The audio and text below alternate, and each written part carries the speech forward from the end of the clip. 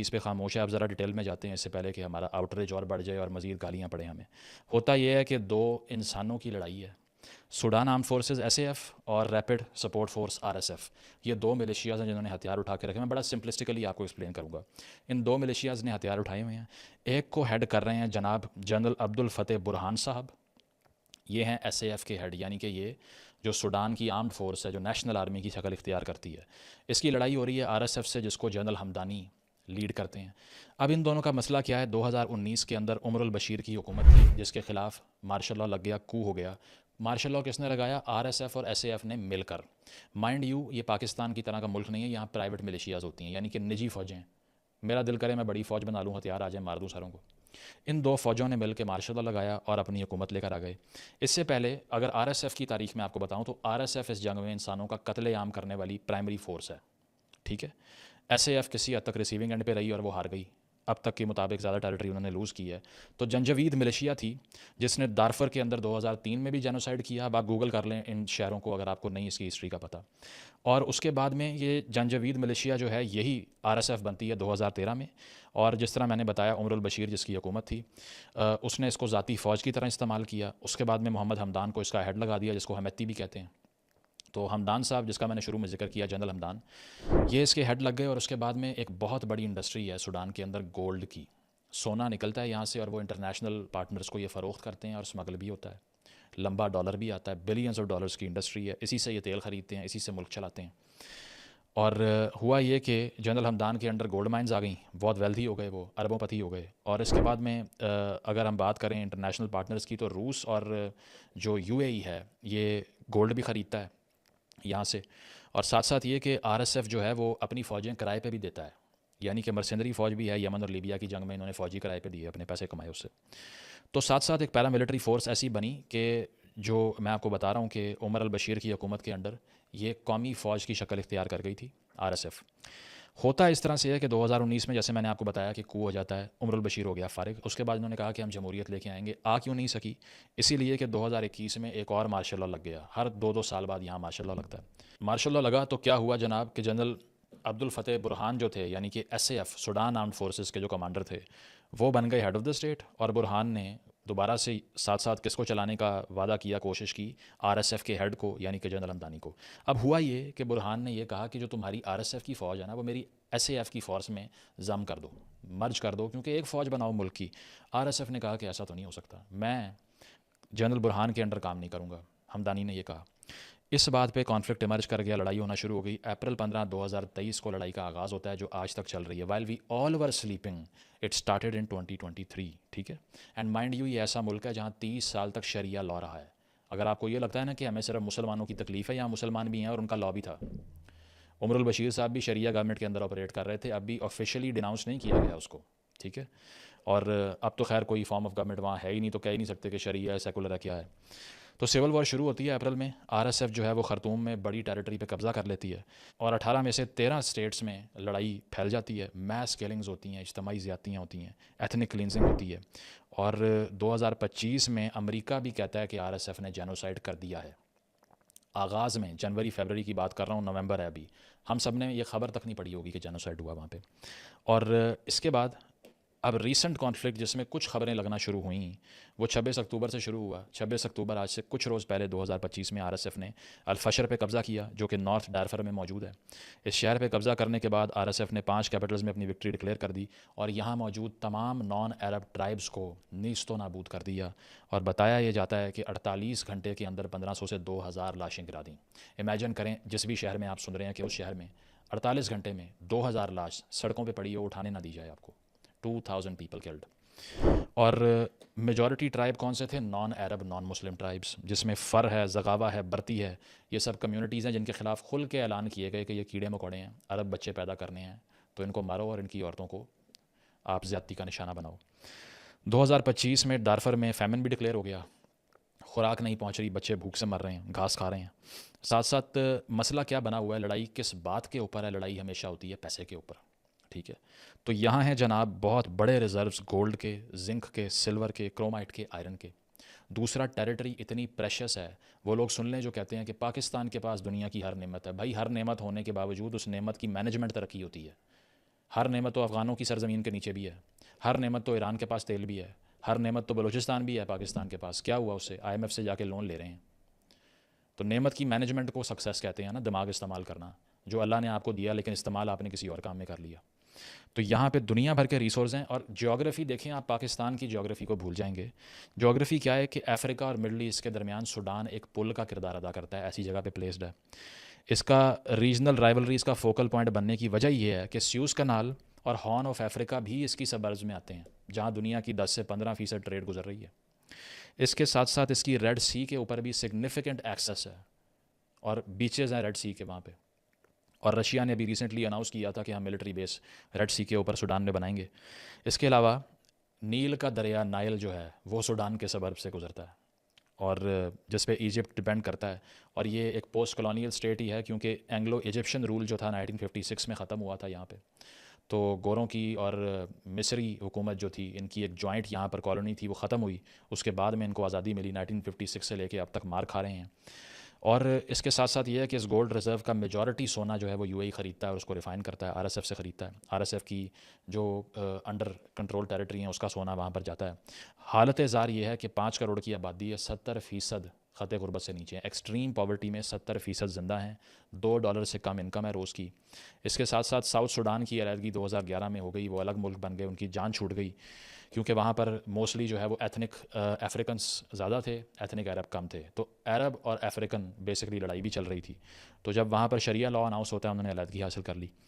और इसके साथ साथ सवियर रेसिज्म और हेट स्पीच का कल्चर है। तो ये हैं डायनामिक्स। ये सोना था जिसको बचाने के लिए लड़ाई हो रही है, कत्लेआम जारी है इंसानियत का।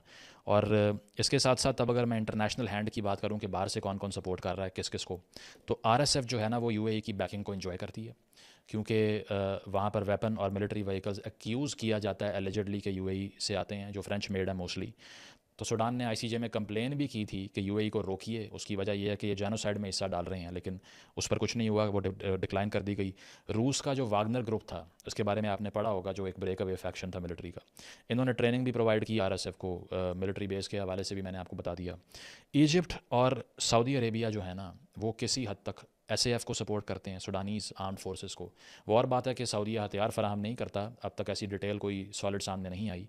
लेकिन इजिप्ट तो इसीलिए सपोर्ट करता है क्योंकि इजिप्ट ने तेल भी जो है ना वो बेचना है, बाकी चीज़ें करनी है। और ईरान ने भी अपनी सपोर्ट एसएएफ को शो की, आरएसएफ को नहीं शो की। और मुहाजिर 6 ड्रोन्स अपने फराहम किए उनको। तो इंटरनेशनल रेसलिंग का एक मैच बनाकर रख दिया सूडान को। और मर कौन रहा है? आम इंसान, आम आदमी, बच्चे, ख़वातीन, औरतें, मर्द। तो एस्टिमेट मैंने आपको बता दिया, 1.5 लाख इंसान मारे गए। अलफशर में, सिर्फ अलफशर का मैं आपको हशर बताऊं तो 36,000 लोग 26 अक्टूबर के बाद पैदल भागे। और इस स्टेट को एग्ज़िट करने के लिए इससे बाहर सिर्फ 5,000 पहुँचे। 36,000 पैदल भागे अपने घरों से, अंदाज़ा लगाइए। 5,000 पहुँचे अपने मुकाम पे। 31,000 रास्ते में बुचर कर दिए गए। 13 मिलियन लोग डिस्प्लेस्ड हैं। 13 मिलियन, 1 करोड़ से ज़्यादा लोग बेघर हो चुके हैं। सबसे बड़ा नंबर है इस वक्त दुनिया में। 3.8 मिलियन रेफ्यूजीज़ क्रिएट हो गए हैं। 38 लाख तारकीन वतन धक्के खा रहे हैं दूसरों के मुल्कों में। और सूडान के बड़े हिस्से तक एक्सेस नहीं है। यूएन सो रहा है, बिल्कुल किसी को कोई परवाह नहीं है। तो अब आप मुझे इस बात का जवाब दीजिए कि 1.5 लाख इंसान किसी मुल्क में मारा जाए, ना उसकी हेडलाइन बने, ना उस पर इन्फ्लुएंसर बोलें, ना उस पर बॉयकॉट मूवमेंट शुरू हो, ना वो बुलेटिन का हिस्सा बने, ना वो टीवी प्रोग्राम्स का हिस्सा बने, ना उस पर चैनल्स में वॉर रूम्स क्रिएट किए जाएं, जो यहाँ हर चैनल में किए जाते हैं जब भी कोई जंग होती है, चाहे वो पाकिस्तान, हिंदुस्तान, इसराइल, फ़लस्तीन, यूक्रेन, रशिया, कुछ भी हो। ना उस पर वॉर रूम बने, ना अखबारों की लीड स्टोरीज़ लगें, और ना उस पर इन्फ्लुएंसर आकर हमें रील्स दिखा के लाइक्स लें, और ना कोई उस पर कपड़े बेचे।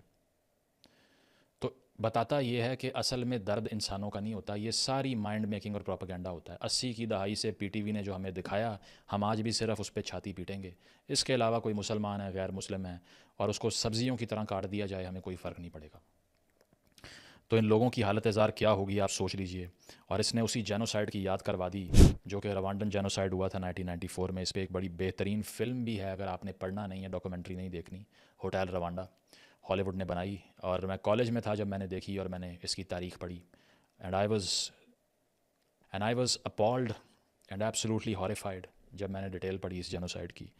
उसकी वजह यह है कि ये वो जेनोसाइड था जिसमें 100 दिनों के अंदर एक माइनॉरिटी कम्युनिटी का नाम रखा गया कॉकरोचेस। तूत्सी कॉकरोचेस, तूत्सी एक कम्युनिटी का नाम था, और हुतू जो मिलिशिया थी वो ज़्यादा ताकतवर थी। 100 दिनों के अंदर 1 मिलियन इंसान मार दिया था रवांडा में। तो अफ्रीका के अंदर कोई मर जाए, मैस मर्डर हो जाए, वहाँ पे इज्तमाही ज़्यादतियाँ हो जाए, एथनिक क्लिनजिंग हो जाए, ना किसी को दर्द आता है ना रोना आता है किसी को। तो बाद में ये कहते हैं कि नहीं हम तो इंसानियत की स्ट्रगल कर रहे हैं। हाँ, लेकिन अगर आपकी चमड़ी काली है तो फिर आप इंसान नहीं हैं, फिर हमें नहीं पता कि आप कहाँ एग्जिस्ट करते हैं। जाकर पूछें इन सारे इन्फ्लुएंसर से कि इन सब में से किसी एक चीज़ पे वो एक्सप्लेनेशन भी कोई दे सकें आपको। और बाकी जंगों में इनको लोकल इन्फ्लुएंसर्स और बाकी सबका ये पूरी लिस्ट होगी इनके पास, इस बंदे को कैंसिल करना है क्योंकि इसने सुबह उठ के स्टोरी नहीं लगाई थी। ट्विटर थ्रेड बनाएंगे, ट्रेंड चलाएंगे, कॉल आउट करेंगे, माइक्रो अग्रेशन दिखाएंगे, सब जाली, फेक।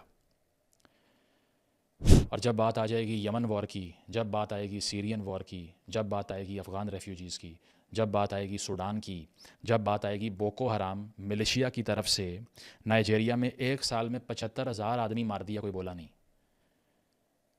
जब इन लोगों की बात आएगी ना, बिल्कुल खामोश हो जाएंगे, सिर्फ ट्रेंड फैशन को फॉलो करेंगे, इसके अलावा कुछ नहीं पता इनको। और हम ये बातें इसीलिए नहीं कर रहे कि इंटरनेशनल इशू कोई ऐसा हो गया जिस पे बड़ी ज़रूरी है बात करना, क्योंकि हम क्या कर सकते हैं। हम तो एक ऐसे मुल्क से हैं जो अपनी माइनॉरिटीज़ को सेफ गार्ड नहीं कर सकते। अपने मुल्क में अथॉरिटेरियनिज्म आया हुआ है, यहाँ जमहूरियत का नामो निशान नहीं है। पहली बात तो ये है, किसी पाकिस्तानी को दुनिया में कुछ होने पर छाती पीटने का हक ही नहीं है। पहले अपना बदनुमा चेहरा तो ठीक करो, उसके बाद में बात करना किसी के लिए। अपना मसल तुम्हारा है नहीं, किसी की जंग में कूदते हो। तो मैं ये बातें इसलिए नहीं कर रहा कि ये सारी बातें हमारी करने से यहाँ पर जेनोसाइड बंद हो जाएगा सूडान के अंदर। मैं आपको चेहरा और आईना इन लोगों का दिखा रहा हूँ जो आपको ओपीएम फीड करते हैं, झूठ बोलते हैं आपके साथ। बाकी आपने जो मैंने चैलेंज किया ना कि इनके अकाउंट्स पे जाके रील्स दिखानी है, वो बरकरार है। तो अब जनाब बात करते हैं कुछ पाकिस्तान के रिस्पॉन्स की। तो ख़बरें कुछ अनऑफिशियल लगी कि कोई आर्म सेल हो रही है। मुझे कोई एविडेंस नहीं मिला कि हमने किसी को हथियार दिए, किसको दिए, कितने गए, क्या गया। कुछ इंडियन आउटलेट्स ने खबरें लगाई थी, मैंने उसको क्रॉस वेरीफाई करने की कोशिश की, कुछ भी नहीं हुआ। But I think that Pakistan should declare RSF a terrorist organisation. ठीक है, इसको कहना चाहिए कैटेगोरिकली। सिर्फ ये बातें करना कि अमन ले आओ नॉट इनफ।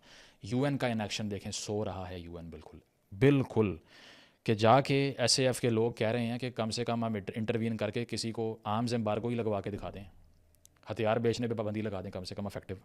कोई नहीं बोलेगा उस पर। क्वाड ग्रुप यानी कि US, Egypt, Saudi Arabia, UAE ने नेगोशिएट करने की कोशिश की। एसएएफ ने कहा कि नहीं, यूएई अगर होगा तो हमने बात नहीं करनी क्योंकि ये पार्टिजान है। तो एसएएफ ये कहता है कि कोई नेगोशिएशन नहीं होगी जब तक आरएसएफ अपनी ज़मीनें नहीं छोड़ेगा जो उन्होंने हमसे छीनी। आरएसएफ जो है वो एडवांस करता जा रहा है, लोग मरते जा रहे हैं। इस सारी सूरत हाल में आप सब के लिए सबसे बड़ा लेसन ये है कि सबसे पहले तो दुनिया में कुछ होने पे पाकिस्तान में अगर कोई रो रहा है तो पहला सवाल उससे ये करो कि पाकिस्तान के अंदर जो जो लोग मर रहे हैं उस पर अगर तुम बोलते हो फिर मैं तुम्हारी बात को एडमिट करूँगा। नंबर 1 पहला लेसन। नंबर 2, जेब में पैसे नहीं है, ज़िंदगी की कोई औकात नहीं है। क्योंकि सूडान में अगर पैदा होते आप या मैं और हमारे आसपास लाशों के अंबार लगे होते तो हेडलाइन भी ना आ रही होती टीवी पे, कैसा महसूस होता आपको। और इधर एक चाकू वाला निकला है ना लंदन में या फ्रांस में, पेरिस में, न्यूयॉर्क में, ब्रसल्स में, और 2 लोगों को स्टैब कर दे, 4 दिन रोते हैं। क्यों? यूरोपियन चमड़ी है इसलिए। जेब में पैसे हैं, बड़ी बड़ी फ़ौजें हैं, बड़े बड़े इदारे हैं। अपनी ज़ाती ज़िंदगी में भी इस प्रिंसिपल को अप्लाई करें। If you have power nobody can mess with you. इसके अलावा ज़िंदगी का कोई असूल नहीं है, ये याद रखिएगा। बाकी सारे अखलाकियात के चूरन, कमज़ोर के लिए, गरीब, मज़दूर, सब फजूल बातें हैं। अगर ताकत है आपके पास तो फिर मोरालिटी आपकी है, अखलाकियात फिर आपकी है, फिर आपकी तकलीफ़ सारों की तकलीफ़ है। ख़ानदान में देख लेना कि जिस चाचे, मामे या भाई के पास ज़्यादा पैसा होगा ना, उसके हर वीकेंड पे घर पहुंच के सलाम करके आएंगे उसको। और जो आपसे उधार मांगेगा कि उसके बच्चे की फ़ीस नहीं जा रही, उसका फ़ोन नहीं उठाएंगे। ये है ह्यूमन बिहेवियर। मैंने हज़ारों बार कोट किया कि नीचे ने कहा था, nature does not punish the evil, it punishes the weak. आज की वीडियो का लेसन ये है कि कुदरत बुरे को, ईवल को, गलत काम करने वाले को पनिश नहीं करती, कमज़ोर को पनिश करती है। अगर आपने ज़िंदगी में ऑपरेशन से बचना है तो अखलाकियात के लेक्चर बंद करें, ताकत का असूल मुमकिन बनाएं, सब ठीक हो जाएगा।